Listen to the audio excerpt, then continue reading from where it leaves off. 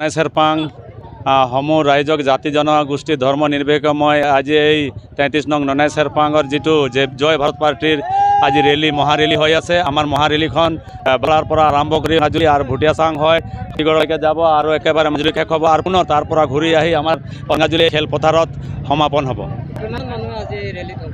আমাৰ ইয়াতে এতিয়া কি যি মানে ওচৰত যিমান আমাৰ জনগোষ্ঠীবিলাক আছে আমাৰ সবেই ইয়াতে একত্ৰিত হৈছে আৰু যেনেকৈ আমি ওলাই যাম তেনেকৈ জয় ভাৰত পাৰ্টিৰ সমূহ ৰাইজ ওলাই আহিব আৰু ক্ৰমান্বয়ে বাঢ়ি যাব। আৰু এটা কথা ক'ব বিচাৰিছোঁ আমাৰ এই জয় ভাৰত পাৰ্টিৰ লগত 33 নং ননাই চেৰপাঙৰ লগতে সমগ্ৰ ছাত্ৰ সংগঠনটো আমাৰ লগত জড়িত হৈ আছে আৰু এক চানলা যিখন যুদ্ধবিৰতি কৰা আমাৰ উগ্ৰপন্থী সংগঠনটো আমাৰ লগত আছে আৰু সকলোৱে মিলি এই জয় ভাৰতটো আমি এইবাৰ ৰিটাৰ্ণ কৰ্মকাৰক আমি ভোট দি জয়যুক্ত কৰামেই, এইটো আমি নিশ্চিত। এতিয়া মাইনৰিটি লোকসকলো আমাৰ লগত আছে আৰু লগতে এটা কথা মই ক'ব বিচাৰিছোঁ কি পীযুষ হাজৰিকা ডাঙৰীয়া এই ওদালগুৰিত আহি মেলি পেলাই এটা ভাষণ দি আছে যে এইবাৰ হিন্দী বাকীসকলৰ ঘৰ উচ্ছেদ কৰা হ'ব, হিন্দী বাকীসকলে ভালকৈ থাকিব, আমি থাকিলে তাৰমানে এই কথাটো স্পষ্ট হৈছে।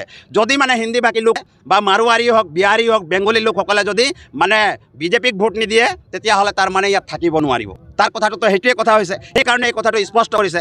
ৰূপজ্যোতি কুৰ্মী ডাঙৰীয়া আহি মেলি পেলাই আচলতে আমি দেখিছোঁ যে আমাৰ ওদালগুৰিত যিটো নেকি আমাৰ লামা চাহ বাগিচা আছে তাত 300 বিঘা মাটি আচলতে ল'ব বিচাৰিছে, যি মাটি 1984 চনৰ পৰা আমি আচলতে খাজনা দি আছোঁ, আমাৰ লগত খাজনা আছে। সেই মাটিটো আচলতে আয় কৰি মেলি পেলাই এই জ্যোতি কুৰ্মী ডাঙৰীয়া যোৰহাটৰ পৰা আহিছে আৰু এই কৰি মেলি পেলাই তেখেতে কি কৰিছে এই মাটিটো আচলতে মানে আমাৰ আদিবাসী জনগোষ্ঠীৰ পৰা কাঢ়ি ল'ব বিচাৰিছে।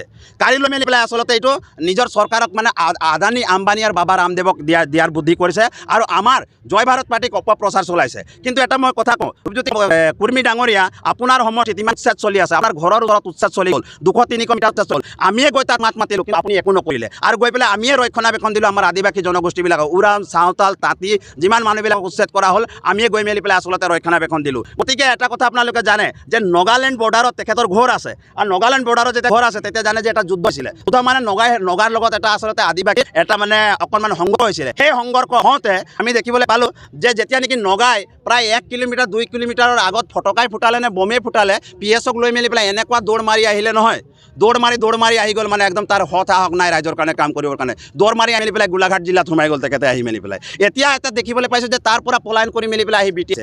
মানুহ কি 300 বিঘা মাটি দিম বুলি ভাবিছে নেকি? দিব নেকি ৰাইজ আপোনালোকে 3,000? কেতিয়াও নিদিয়ে। গতিকে জয় ভাৰত পাৰ্টি আদিবাসী জনগোষ্ঠীৰ কাৰণে আছে, হিন্দী বাকীসকলৰ কাৰণে আছে, মাইনৰিটি লোকৰ কাৰণে আছে, সকলোৰ কাৰণে আছে। কেৱল যে অকল আমাৰ চিন্তা কৰিছোঁ সেইটো কথা নহয়, আৰু আমি সকলো ফালৰ পৰা আমি সহায় আছোঁ, ৰাইজৰ পৰা বিপ্লৱী আছোঁ। গতিকে আমাৰ চিন্তা কৰিবলগীয়া নাই, আমি সকলো ৰাইজে এক হৈছোঁ, আদিবাসী ৰাইজে এক হৈছোঁ, আদিবাসী ৰাইজে এক হৈ মেলি পেলাই এই জাতিটোক আমি আগবঢ়াই ল'ব বিচাৰিছোঁ। আমাৰ এটা ৰাজনৈতিক পাৱাৰ আছে, আমাৰ ৰাজনৈতিক পাৱাৰত এতিয়া আমি কিন্তু কাম কৰিবলৈ যাম। এতিয়া কিয় আমাক কোনো বিচলিত কৰিব নোৱাৰে, কোনো কংগ্ৰেছ AGP বিজেপি বা UPPL BPF এইবিলাকে আচলতে আমাৰ এই জাতিটোক আৰু লোহাৰ টুপি পিন্ধাব নোৱাৰে। আমি লোহাৰ টুপি বনিলোঁ, পিন্ধাব নালাগে। ভাৰত স্বাধীন হোৱা 79 বছৰ হ'ল, 79 বছৰ হ'ল যদি আমি আজি পৰাধীন হৈ আছোঁ, পৰাধীন হৈ আছোঁ। গতিকে আমাক দুখ লাগে, আমাৰ এইবিলাক আচলতে ৰাজনৈতিক অধিকাৰ কাঢ়ি আনিবৰ কাৰণে আজি ৰিটেন কৰ্মকাৰক আমি আচলতে আগবঢ়াই দিছোঁ। আৰু BTR চাব সমীক্ষা কিন্তু সলনি হৈ যাব। জয় ভাৰতৰ আচলতে কেন্দ্ৰীয় মুখপাত্ৰ হিচাপে মই ঘোষণা কৰিছোঁ, সমীকৰণ কিন্তু হল কৰি দিম।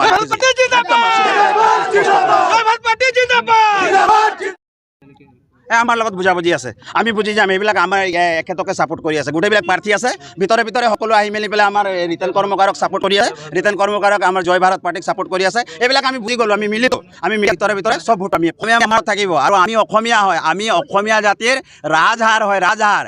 অসমীয়া কেতিয়াও আদিবাসীক এৰি নিদিয়ে, কেতিয়াও এৰি নিদিয়ে। এটা কথা কওকচোন, অসমীয়া ভাষা কোনে জীয়াই ৰাখিছে? অসমীয়া মিডিয়ামত কোনে পঢ়িছে কওক? আদিবাসী ল'ৰা ছোৱালী পঢ়িছে নে নাই? 1,40,00,000 মানুহৰ আদিবাসী ল'ৰা ছোৱালী পঢ়িছে নে নাই? তাৰ আগতে দুটামান কথা কৈ ল'ব বিচাৰিছোঁ। এটা আপোনালোকে জানে সুন্দৰ আমাৰ এটা গীত আছে, সেই গীতটো হ'ল আপোনালোকে জানে যে অসম আমাৰ ৰূপহী সোণৰো নাই শেষ, ভাৰতৰে পূৰ্ব দেশত সূৰ্য উঠা দেশ। আচলতে এই দেশত আহি মেলি পেলাই নৰেন্দ্ৰ মোদী ডাঙৰীয়া আমাৰ গোলাঘাটত উপস্থিত হৈছে আৰু যিহেতু উপস্থিত হৈছে আমি কিন্তু ধিক্কাৰ জনাইছোঁ, তেখেতে অসমলৈ আহিব নালাগে। অসমলৈ আহিলে আমি দেখিবলৈ পাইছোঁ যে আমাৰ আচলতে যিবিলাক চাহ গছ আছে বা চাহ বাগিচা আছে সেইবিলাক উচ্ছেদ হয় আৰু তেখেতে আহি কৰি মেলি পেলাই কি কৰে, পূব পশ্চিম উত্তৰ দক্ষিণ চাৰিওফালে নিজৰ চকু ফুৰাই মেলি পেলাই অসমত কিমান মাটি আছে সেই মাটিখিনি চাই আৰু আদানী আম্বানী বাবা ৰামদেৱক আচলতে দিয়ে।